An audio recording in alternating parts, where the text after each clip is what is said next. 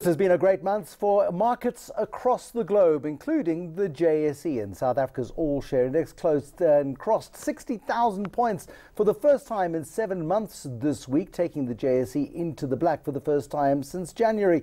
But the big question is whether or not positive sentiment in emerging markets can last. And are we actually being deceived into thinking sentiment is positive, considering year to date, just 1 out of 3 shares on the JSE is actually in positive territory. Results out in August from major retailers, banks and some private education players, plus more. I'm Bruce Whitfield.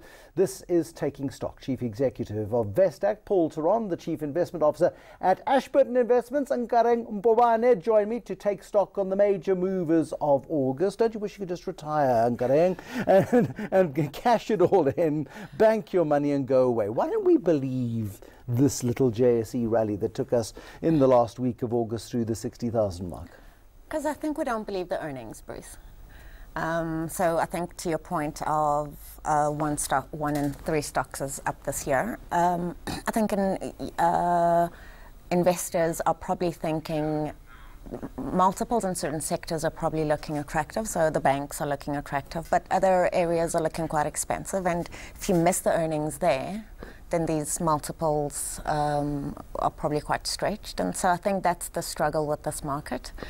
And we also see the huge effect, and I'm sorry to do this to you, Paul Theron, every time I see you, all I want to talk about is Naspers, but Naspers is the big gorilla on this market. It makes up 20% of the value of shares. Mid-month in August, Naspers plummeted. It followed its good friend in China, Tencent, down the toilet. Then suddenly there was a recovery, and Naspers is way above levels that we saw even in June and July. Suddenly it's as if Tencent's dreadful results didn't happen. Please don't use the toilet analogy. That's very inappropriate in a market conversation.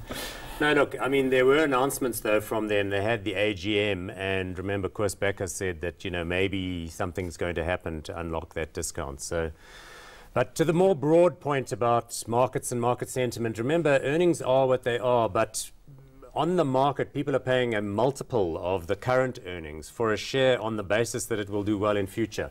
And we know that sentiment at the moment is a bit wishy-washy.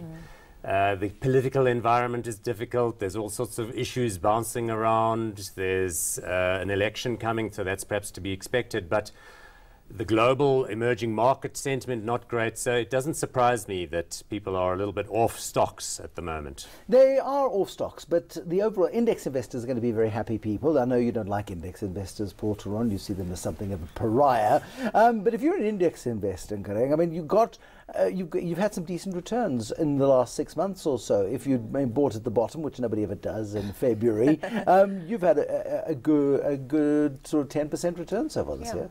And so I think that's the thing with Naspers, in that in periods where it struggles, I think investors, active investors at least, start to experience quite positive returns. Over a year, and even say 2 years, yes, I think a pure index investor would have done really, really well. And I think there's probably a place for passives, Paul. You know, Bruce, I remember when the JSE All-Share Index about, I don't know, 5 years ago went through 50,000 points, and I was on TV, maybe even with you, and that guy Clive Roffey, who was a perennial bull.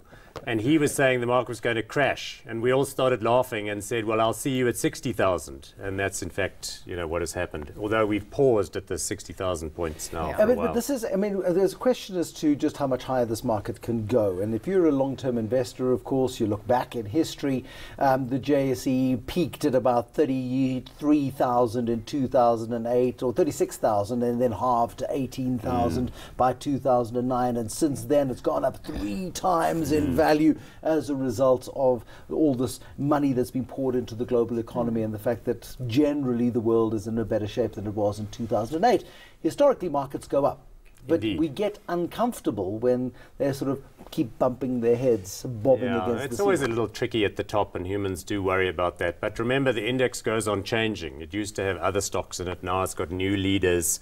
So I would expect the markets to, you know, play the up game, and it makes sense to stay in, you know. I mean, we say this all the time, but people seem to think they want to try and time it.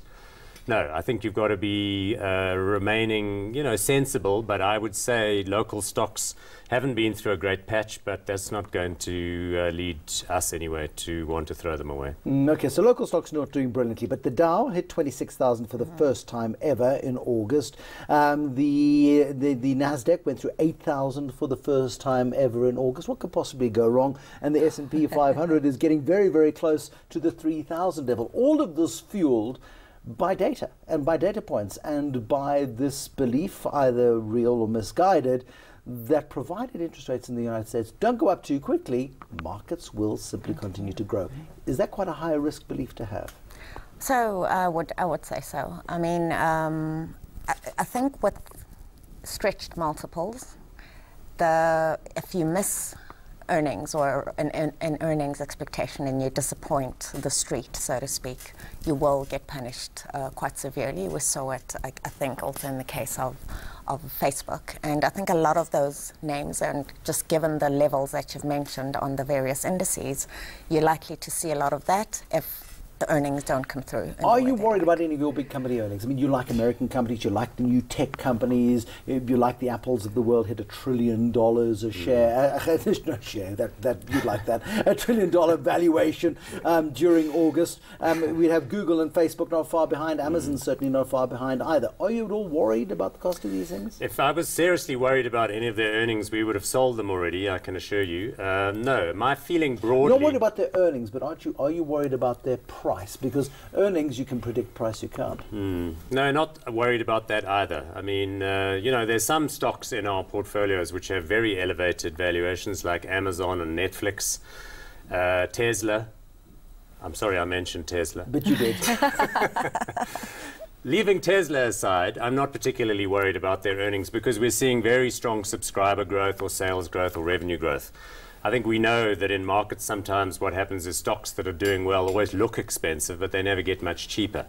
So it's all about, I think, trying to anticipate where the consumer economy is going, what people want to do with their time, and accordingly where the humanities spend is going to come from in terms of advertising and all the rest. And isn't South Africa's problem is that it's just a really boring market relative to the excitement, the game changes. I mean, 4 out of the top 5 companies on the Dow Jones Industrial Average are all high-tech companies that didn't exist 10, 15 years ago, all of them, and that's Amazon and Facebook and Google, and Microsoft Netflix is in the top 5. And number 5 is Berkshire Hathaway, and it's got stakes in all of those nowadays. And so that's exciting and vibrant and enthusing. We just plod. So I think that's the most depressing thing about our market, where Paul has made the point that indices shift and change and the leaders are probably the bottom 40 or whatever. And I think we struggle, I suppose, as South African investors to find those really exciting names to talk about. And then you're facing headwinds of a depressed economy as well. So even the names that you can bring to the table to your clients aren't really going to give you the kind of 30% growth in earnings. In the break, we're going to get some razor blades and then live slitting of wrists on the next section of Taking Stock this evening. I promise to be a little bit more cheerful in the next part, but it's important to understand this, that even though markets are sitting at a level of 60,000, it's not because South Africa has had a dramatic economic recovery. It's not because South African companies are doing dramatically better. If anything, they're bringing in their worst performances in the last decade or so. Bank earnings are up in low single digits, if up at all. Retailers, particularly clothing retailers, can't even get the styles right in some cases, and many of their international investments are beginning to underperform and really drag down even the local performance. More market movers, more about the month of August and the stuff that you need to be aware of in a moment. This is Taking Stock on ENCA.